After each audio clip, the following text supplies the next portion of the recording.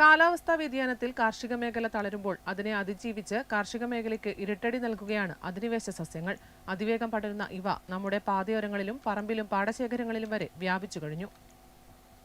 മണ്ണിന്റെ ഘടനയെ തന്നെ മാറ്റി നാടിന്റെ തനിമയെയും കാർഷിക മേഖലയെയും തളർത്തുന്നതിൽ അധിനിവേശ സസ്യങ്ങൾ വഹിക്കുന്ന പങ്ക് ചെറുതല്ല.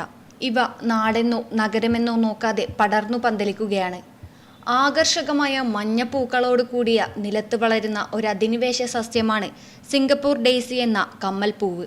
അമേരിക്കൻ സ്വദേശിയായ ഇവ പൊതുവെ ഈർപ്പമുള്ള വയലോരങ്ങളിലും തോടരികിലും റോഡരികിലുമെല്ലാം സമൃദ്ധമായി വളരുന്നു. വളരെ വേഗത്തിൽ ഏത് സമ്മർദ്ദത്തെയും അതിജീവിച്ച് പടർന്നു വളർന്ന് മറ്റ് സസ്യങ്ങളുടെ വളർച്ചയെ തടസ്സപ്പെടുത്തും.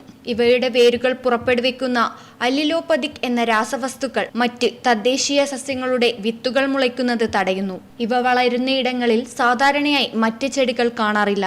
പല ഔഷധ സസ്യങ്ങളും അപ്രത്യക്ഷമാകുന്നതിന് ഇതുമൊരു പ്രധാന കാരണമാണെന്നും മണ്ണിന്റെ ഘടനയെ തന്നെ ഇവ മാറ്റിമറിക്കുമെന്നും പരിസ്ഥിതി പ്രവർത്തക സുസ്മിത ചന്ദ്രൻ പറയുന്നു.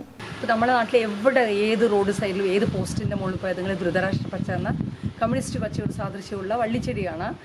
പണ്ടത് ഫെബ്രുവരി മുതൽ ഏപ്രിൽ വരെ പൂത്തിരുന്നത്. ഇപ്പം അത് എല്ലാ സമയവും കണിക്കുന്ന പോലെ എല്ലാ സമയവും പൂക്കുകയാണ്. മാത്രമല്ല 20,000 മുതൽ 40,000 വരെ വിത്തുകൾ ഒരു ചെടിയിൽ നിന്ന് മാത്രം ഉണ്ടാകുന്നുണ്ട്.